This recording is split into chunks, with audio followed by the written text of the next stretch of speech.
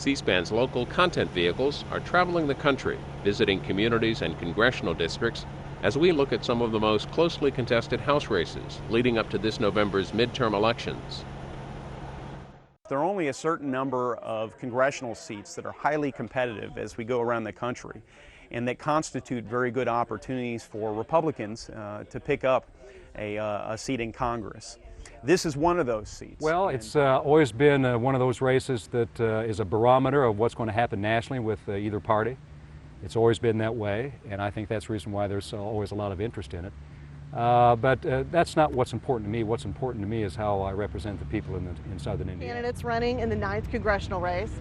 We've got the Democrat incumbent Baron Hill. He was first elected in 1998 and has served most of that time until now. He was defeated one time in 2004 and then won his seat back. He is challenged by Republican Todd Young. He's an attorney from Bloomington, and he's making his first run at any office, any public office. It's a very interesting district. The district runs along the Ohio River in southern Indiana, and to glance at it, it would seem to be sort of homogeneous. But actually, there's quite a lot of diversity in terms of political thought. So you have an area near Bloomington, which is probably the most liberal area of the state. That's in the northern part of the district. You have a big swath of very rural area where people consider themselves Democrats. They elect Democrats locally, they elect Democrats to the state house, but they tend to vote for Republicans for president. And then you have some area near Cincinnati and Louisville along the river that are urban and suburban. And so you get a real mix there. And those are areas that are always changing. The result is that even though the district can be considered a Democrat district, there is a lot of very sort of southern Indiana conservativeness there, which really, you're never quite sure how that's going to play out in a race. You know, one of the things that makes this district interesting and very expensive for candidates is that it's actually covered by 4 different media markets.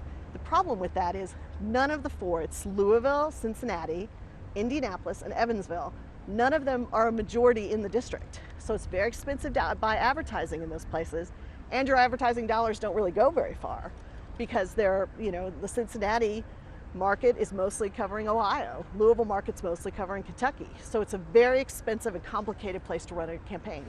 What will this time around make a difference to get reelected?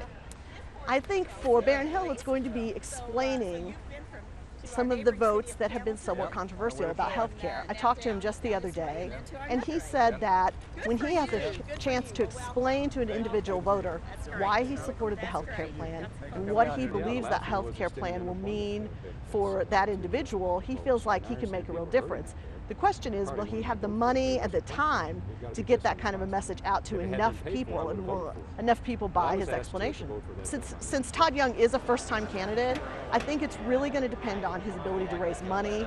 He really is going to have a name ID problem unless he raises enough money to have enough advertising to really impact the district. And as I was saying before, it's a very difficult district in which to advertise. You've really got to rely on a lot of radio, a lot of cable television, and then spend the big bucks on that advertising in the major markets. And so I hate to say it, but money is going to play a huge role here for Todd Young. Baron Hill's been way ahead in money. He had over $1 million at last check. But Todd Young was raising money about at the same pace as Baron Hill. And so if Todd Young can keep up that momentum, and you see some national groups come in, the National Republican Campaign Committee and the Democrat Campaign Committee, that's where the difference really comes in, is whether those national groups come in and spend money in the district. Social Security is not a huge problem to correct. We corrected it under Ronald Reagan. We had to do some things back in those days, and it got corrected. We're now at a time where we've got to readjust again. The commission is meeting. There's a commission to look at it, to offer recommendations. Those recommendations probably won't be forthcoming until, I'm going to guess, December. And then we either have to vote the whole package up or down, but we'll fix Social Security. We need to keep it as it is and not privatize it like my opponent wants to do.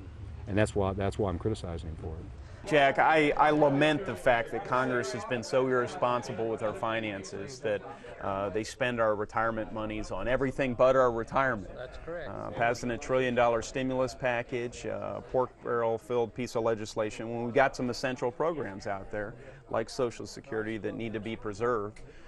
Plus, Baron is the only one in this race who endorses privatizing Social Security. Something that I think he actually alludes to, tries and scares people in his commercials. I can see that Social Security is going to be a big issue in this race because there seems to be a difference between where Republican Todd Young stands on the issue and Democrat Baron Hill does.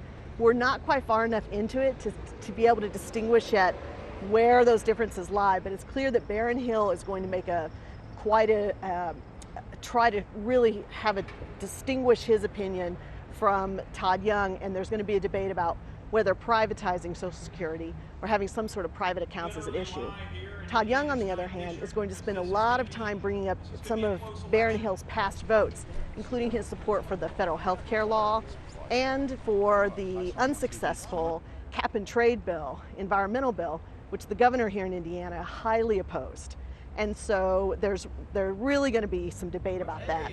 There's also a big concern in the district about federal spending.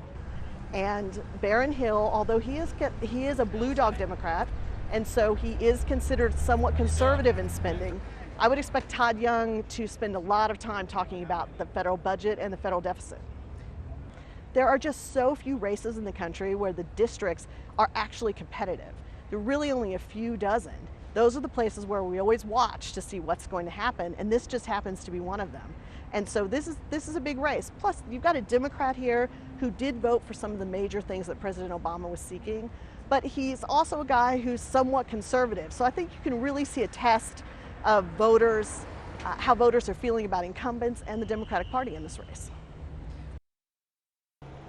C-SPAN's local content vehicles are traveling the country, visiting communities and congressional districts as we look at some of the most closely contested House races leading up to this November's midterm elections. For more information, go to cspan.org/LCV.